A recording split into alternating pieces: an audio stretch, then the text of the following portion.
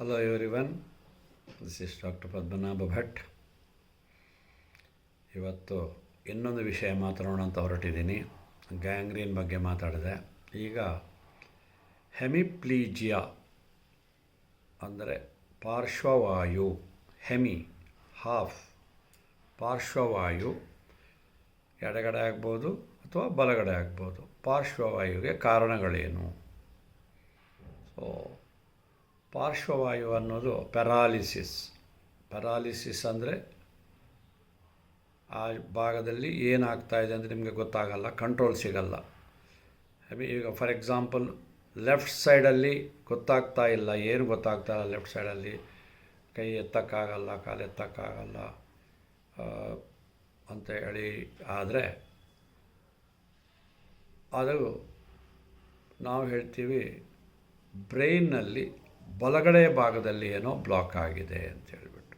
ಬಲಗಡೆ ಬ್ರೈನ್ನಲ್ಲಿ ಯಾವುದಾದ್ರೂ centre block ಆಗಿಬಿಟ್ರೆ ಆವಾಗ ಎಡಗಡೆ ಪ್ಯಾರಾಲಿಸಿಸ್ ಆಗುತ್ತೆ. ಅದೇ ಥರ ಎಡಭಾಗದ ಬ್ರೈನ್ನಲ್ಲಿ ಸೆಂಟರ್ಗಳು ಪ್ರತಿಯೊಂದಕ್ಕೂ ಸೆಂಟರ್ ಅಂತ ಇರುತ್ತೆ. ಫಾರ್ ಎಕ್ಸಾಂಪಲ್ ಮಾತಾಡಲಿಕ್ಕೆ ಒಂದು ಸೆಂಟರ್ ಇರ್ತದೆ, ಮೆಮೊರಿಗೆ ಒಂದು ಸೆಂಟರ್ ಇರ್ತದೆ ಬ್ರೈನಲ್ಲಿ. ಒಂದೊಂದು ನಮ್ಮ ಫಂಕ್ಷನ್ಗಳಿಗೂ ಕೂಡ ಒಂದೊಂದು ಆ್ಯಕ್ಟಿವಿಟೀಸು ಕೂಡ it is controlled by brain central government ಇದ್ದಂಗೆ. ಸೊ ಒಂದೊಂದು ನಮ್ಮ ಆ್ಯಕ್ಷನ್ಗೆ ಒಂದೊಂದು ಸೆಂಟರ್ ಇರುತ್ತೆ ಮೆದುಳಿನಲ್ಲಿ, ಬ್ರೈನ್ನಲ್ಲಿ. ಸೊ ಹಾಗಾದರೆ ಈ ಪಾರ್ಶ್ವವಾಯು ಅನ್ನೋದು ಯಾಕೆ ಆಗುತ್ತೆ ಅನ್ನೋದನ್ನೊಂದು ಕಾರಣ ಗೊತ್ತಾಗಬೇಕಲ್ವ ನಿಮಗೆ. ಪಾರ್ಶ್ವವಾಯು ಅಂದರೆ ನಿಮಗೆ ಆ ಭಾಗದ ಮಸಲ್ಸ್ದು ಆ್ಯಕ್ಟಿವಿಟಿ ಸ್ಟಾಪ್ ಆಗುತ್ತೆ, ಮಸಲ್ ವೀಕ್ ಆಗ್ತದೆ. ಈಗ ನಾನು ಆವಾಗಲೇ ಹೇಳ್ದಂಗೆ ಎಡಗಡೆ ಭಾಗದಲ್ಲಿ ಬ್ಲಾಕ್ ಆದರೆ ಅದು ಏನಾಗುತ್ತೆ, ನರಗಳು ಅದನ್ನು ಆ ಸ್ಟಿಮ್ಯುಲೇಷನನ್ನು ತೊಗೊಂಬರ್ಬೇಕಲ್ವ. ಆವಾಗ ಈ ಸ್ಕಲ್ ಮತ್ತು ಬ್ರೈನ್ ಮತ್ತು brain stem, spinal cord, brain ಮತ್ತು ಬ್ರೈನ್ ಸ್ಟೆಮ್ ಆ ಜಾಗದಲ್ಲಿ ನರಗಳು ಕ್ರಾಸ್ ಆಗ್ತವೆ. ನರಗಳು ಈ ಕಡೆದು ಆ ಕಡೆ, ಆ ಕಡೆ ಈ ಕಡೆ ಕ್ರಾಸ್ ಆಗ್ತವೆ. ಆದ್ದರಿಂದ ಮೆದುಳಿನಲ್ಲಿ ಅಥವಾ ಬ್ರೈನ್ನಲ್ಲಿ ಎಡಭಾಗದ ಯಾವುದಾದ್ರೂ ಸೆಂಟರ್ ಬ್ಲಾಕ್ ಆಗಿದ್ದರೆ ಅದು ಬಲಭಾಗದ ದೇಹದ ಆ್ಯಕ್ಟಿವಿಟೀಸನ್ನು ಕಮ್ಮಿ ಮಾಡುತ್ತದೆ. ಇದು ಬೇಸಿಕ್ ಅರ್ಥ ಮಾಡ್ಕೊಳ್ಬೇಕು ನೀವು. Left side damage means right side problem, right side of the brain means left side of the body problem ಅನ್ನೋದನ್ನು ಫಸ್ಟ್ ಅರ್ಥ ಮಾಡ್ಕೊಳ್ಳಿ. ಯಾಕಂದರೆ ಕತ್ತಿನ ಹತ್ತಿರ ಒಳಗಡೆ ಅಂದರೆ ಮೇಲ್ಗಡೆ ಅಲ್ಲ, ಕತ್ತಿನ ಒಳಗಡೆ ಮೆದುಳು ಬಳ್ಳಿ ಮತ್ತು ಮೆದುಳು ಸೇರುವ ಜಾಗದಲ್ಲಿ ನರಗಳು ಕ್ರಾಸ್ ಆಗ್ತವೆ ಅಂತ ಹೇಳಿಬಿಟ್ಟು ಅರ್ಥ. ಈಗ ಫಾರ್ ಎಕ್ಸಾಂಪಲ್ ಈಗ ಒಂದು ಉದಾಹರಣೆ ಕೊಡ್ತೀನಿ ನಾನು. ಒಬ್ಬ ಪೇಷಂಟು ಸಡನ್ನಾಗಿ ನಡೀತಾ ಇರ್ತಾರೆ, ಬಿದ್ದುಬಿಡ್ತಾರೆ. ಬಿದ್ದವ್ರನ್ನ ನೀವು ಎತ್ತಿ ಬೆಡ್ ಮೇಲೆ ಹಾಕ್ತೀರ. ಬೆಡ್ ಮೇಲೆ ಹಾಕಿದ ಮೇಲೆ ಅವರ ಎಡಗೈ ಎತ್ತಲಿಕ್ಕೆ ಹೋದರೆ ಅದು ಕೆಳಗೆ ಬೀಳ್ತದೆ, ಬಲಗಾಲಿ ಎಡಗಾಲಿ ಎತ್ತಲಿಕ್ಕೆ ಹೋದರೆ ಬಿದ್ದುಬಿಡ್ತದೆ. ಆಮೇಲೆ ಮಾತಾಡಲಿಕ್ಕೆ ಹೋದರೆ ನಾಲಿಗೆ ತೊದಲುತ್ತೆ, ಮಾತು ಬರ್ತಾ ಇಲ್ಲ. ಸೊ ಇದು ಎಡಭಾಗದ ಮೆದುಳಿನಲ್ಲಿ ಡ್ಯಾಮೇಜ್ ಆಗಿ ಆಗುವಂಥದ್ದು. ಓಕೆ, ಸೊ ಏನೇನಾಗ್ಬೋದು ಹಾಗಾದರೆ? ಈಗ ಬಲಗಡೆ ಭಾಗ ವರ್ಕ್ ಆಗ್ತಾ ಇಲ್ಲ, ಅದರ ಅರ್ಥ ಎಡಗಡೆ ಭಾಗದ ನರ್ವ್ ಸೆಂಟರ್ಸ್, ಬ್ರೈನ್ ಸೆಂಟರ್ಸಲ್ಲಿ ಪ್ರಾಬ್ಲಮ್ ಇದೆ ಅಂತ ಅರ್ಥ. ಸೊ ಎಡಗಡೆ ಭಾಗದ ಬ್ರೈನ್ನಲ್ಲಿ ಏನೇನೆಲ್ಲ ಮುಖ್ಯವಾದಂತಹ ಭಾಗಗಳಿವೆ? ಬಹಳ ಮುಖ್ಯವಾದಂತಹ ಭಾಗ ಅಂದರೆ ಬ್ರೋಕಾಸ್ ಏರಿಯಾ ಅಂತ. ಅಂದರೆ ಇದು ಮಾತಿಗೆ ದ ಎಬಿಲಿಟಿ ಟು ಸ್ಪೀಕ್, ಅದರ ಸೆಂಟರು ಬ್ರೈನಿನ ಎಡಭಾಗದಲ್ಲಿದೆ. ಸೊ ಒಬ್ಬನಿಗೆ ಮಾತಾಡಲಿಕ್ಕಾಗೋದಿಲ್ಲ ಅಥವಾ ನುಂಗ್ಲಿಕ್ಕಾಗೋದಿಲ್ಲ ಅಂತಂದರೆ ಎಡಭಾಗದ ಮೆದುಳಿನಲ್ಲಿ ಇದು ಸೆಂಟರು ವರ್ಕ್ ಮಾಡ್ತಾ ಇಲ್ಲ. ಈ ಸೆಂಟರು ವರ್ಕ್ ಮಾಡಲಿಕ್ಕೆ ಆಗಲಿಕ್ಕಿಲ್ಲ ಅಂತ ಹೇಳಿದ್ರಲ್ವ, ಯಾಕೆ ಆಗಲ್ಲ, ಯಾವ ಕಾರಣದಿಂದ ಆಗಲ್ಲ? ಇದಕ್ಕೆ ನಾವು ಸ್ಟ್ರೋಕ್ ಅಂತೀವಿ. ಸ್ಟ್ರೋಕ್ ಅಂದರೆ ಯಾವುದಾದ್ರೂ ಒಂದು ರಕ್ತನಾಳ, ಬ್ರೈನಿಗೆ ಹೋಗುವಂತಹ ರಕ್ತನಾಳ ಬ್ಲಾಕ್ ಆಗಿರಬೇಕು. ರಕ್ತನಾಳ ಬ್ಲಾಕ್ ಆಗಿರಬೇಕಾದ್ರೆ ಏನಾಗಿರಬಹುದು? ಹಲವಾರು ಕಾರಣಗಳಿವೆ. ಅದರಲ್ಲಿ ಮುಖ್ಯವಾಗಿ ಡಯಾಬಿಟಿಸ್ ಮತ್ತು ಹಾರ್ಟ್ ಪ್ರಾಬ್ಲಮ್ ಇರುವವರಿಗೆ ಇದು ಆಗುತ್ತೆ, ಈ ಥರ ಆಗುತ್ತೆ. ಹಾರ್ಟ್ನಲ್ಲಿ ಅಂದರೆ ಹೃದಯದಲ್ಲಿ ಸಡನ್ನಾಗಿ ಕೆಳಗಡೆ ವೆಂಟ್ರಿಕಲ್ ಅಥವಾ ಮೇಲ್ಗಡೆ ಏಟ್ರಿಯಮ್ ಅಂದರೆ ಮೇಲ್ಭಾಗದ ಹೃದಯ, ಒಟ್ಟು 4 ಚೇಂಬರ್ ಇದೆ ಅಂತ ಗೊತ್ತಲ್ವ. 2 ಮೇಲ್ಗಡೆ ಚೇಂಬರ್, 2 ಕೆಳಗಡೆ ಚೇಂಬರ್. ಮೇಲ್ಗಡೆ ಚೇಂಬರ್ಗಳಿಗೆ ಏಟ್ರಿಯಾ ಅಂತಾರೆ, ಕೆಳಗಡೆ ಚೇಂಬರ್ಗಳಿಗೆ ವೆಂಟ್ರಿಕಲ್ಸ್ ಅಂತಾರೆ. ಸೊ ಫಿಬ್ರಿಲೇಷನ್ ಅಂದರೆ ಫಾಸ್ಟಾಗಿ ಹೊಡ್ಕೊಳ್ಳೋದು, ಪಟ್ ಅಂತ ಹೊಡ್ಕೊಳ್ಳೋದು. ಮೇಲ್ಭಾಗ, ಹೃದಯದ ಮೇಲ್ಭಾಗ ಅಥವಾ ಹೃದಯದ ಕೆಳಭಾಗ ಫಿಬ್ರಿಲೇಷನ್ ಆದರೆ ಆವಾಗ ಅಲ್ಲಿ ಒಂದು ಕ್ಲಾಟ್, ಒಂದು ಬ್ಲಡ್ ಕ್ಲಾಟು ಅಥವಾ even air may get into the ಸರ್ಕ್ಯುಲೇಷನ್ಗೆ ಹೋಗುತ್ತೆ, ಅವರ್ಟಕ್ಕೆ ಹೋಗುತ್ತೆ. ಅವರ್ಟೆಯಿಂದ ಹೃದಯದ ಮೇಲ್ಭಾಗದ ಆರ್ಟ್ರಿಗಳಿಗೆ ಹೋಗ್ತವೆ. ಮೇಲ್ಭಾಗದ ಆರ್ಟ್ರಿಗಳಿಗೆ ಹೋಗಿ ಸ್ಲೋ ಆಗಿ ಅದು ಎಲ್ಲಿ ಹೋಗ್ತದೆ? ಲೆಫ್ಟ್ ಸೈಡ್ನಲ್ಲಿ ಹೋಗಿಬಿಟ್ಟು ಬ್ಲಾಕ್ ಮಾಡ್ತದೆ. ಲೆಫ್ಟ್ ಸೈಡಲ್ಲಿ ಹೋಗಿಬಿಟ್ಟು ಬ್ರೈನಿನ ಆರ್ಟ್ರಿಯನ್ನು ಸ್ಟಾಪ್ ಮಾಡ್ತದೆ. ಸ್ಟಾಪ್ ಮಾಡಿದಾಗ ಆ ಲೆಫ್ಟ್ ಸೈಡಲ್ಲಿರುವಂತಹ ಏನೇನು ಬ್ರೈನ್ ಸೆಂಟರ್ಸ್ ಇದೆಯೋ, ನಾನು ಹೇಳಿದಾಗೆ ಬ್ರೋಕಾಸ್ ಸೆಂಟರ್, ಅದು ಮಾತನ್ನು ಕಂಟ್ರೋಲ್ ಮಾಡುವಂಥದ್ದು ಅಲ್ವಾ, ಮಾತನ್ನು ಕಂಟ್ರೋಲ್ ಮಾಡೋದು ಅಲ್ಲಿದೆ. ಆದ್ದರಿಂದ ಅದು ಸ್ಟಾಪ್ ಆಗಿಬಿಡ್ತದೆ, ಮಾತಾಡೋದು ಸ್ಟಾಪ್ ಆಗಿಬಿಡ್ತದೆ, ನುಂಗುವುದು ಸ್ಟಾಪ್ ಆಗ್ತದೆ. ಆಮೇಲೆ ಲೆಫ್ಟ್ ಸೈಡ್ ಆಗಿದ್ದರಿಂದ ಬಲಗಾಡೆಯ ಪಾರ್ಶ್ವ ಎಲ್ಲ ರೈಟ್ ಸೈಡ್ ಪೋರ್ಷನ್ಸು ನಿಮ್ಮದು ವರ್ಕ್ ಮಾಡ್ತಾ ಇಲ್ಲ. ಸೊ ಒಬ್ಬ ಪೇಷಂಟು ಸ್ಟ್ರೋಕ್ ಆಗಿಬಿಟ್ಟು ಮಲ್ಕೊಂಡಾಗ ಮಾತಾಡಲಿಕ್ಕೆ ತೊದಲ್ತಾ ಇದ್ದಾನೆ, ಕಾಲು ಕೈ ಎತ್ತಲಿಕ್ಕಾಗ್ತಾ ಇಲ್ಲ ಅಂತಂದರೆ ಅದರ ಅರ್ಥ ಇವನಿಗೆ ಪ್ರಾಬ್ಲಮ್ ಇರೋದು ಲೆಫ್ಟ್ ಸೈಡಲ್ಲಿ ಅಂತ ಹೇಳಿಬಿಟ್ಟು ನೀವು ಅಷ್ಟು ತಿಳ್ಕೊಳ್ಬೇಕು. ಸೊ ಅದೇ ಥರ ವೈಸ್ ವರ್ಸ, ಯಾವುದು ಸೆಂಟರ್ಗಳು ಬಲಭಾಗದಲ್ಲಿವೆಯೋ, ಬಲಭಾಗದಲ್ಲಿ ಏನಾದರೂ ಬ್ಲಾಕ್ ಆದರೆ ಅದು ಎಡಗಡೆ ನಿಮಗೆ ಪಾರ್ಶ್ವವಾಯು ಬರ್ತದೆ, ಲೆಫ್ಟ್ ಸೈಡ್ ಪ್ಯಾರಾಲಿಸಿಸ್ ಆಗುತ್ತೆ. ಸೊ ಇದು ಪಾರ್ಶ್ವವಾಯು ಅನ್ನೋದು ಹೆಮಿಪ್ಲೀಜಿಯಾ ಅಥವಾ ಪಾರ್ಶ್ವವಾಯು ಅಂತ ನಾವು ಅದಕ್ಕೆ ಹೆಸರು ಕೊಟ್ಟಿದ್ದೀವಿ.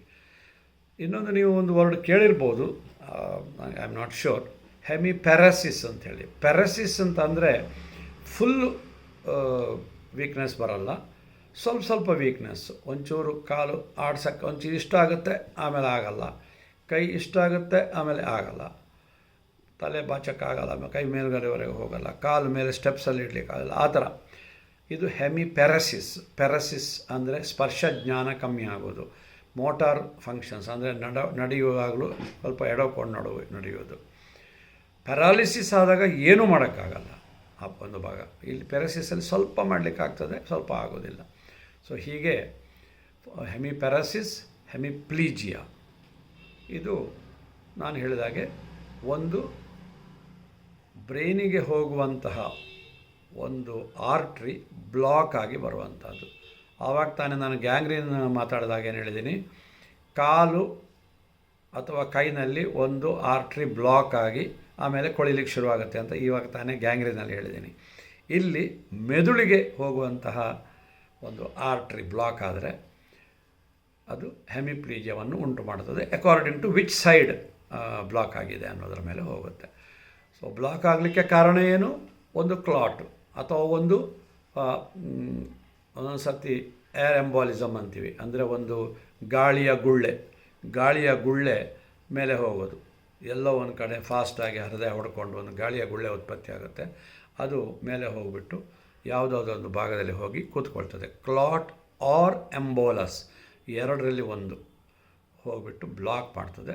ಬ್ಲಾಕ್ ಮಾಡಿಬಿಟ್ಟು ಉಂಟಾಗ ಬೇರೆ ಬೇರೆ ದುಷ್ಪರಿಣಾಮಗಳು ಎಲ್ಲಿ ಬ್ಲಾಕ್ ಆಗಿದೆಯೋ ಅನ್ನೋದರ ಮೇಲೆ ಅದು ಹೋಗ್ತದೆ.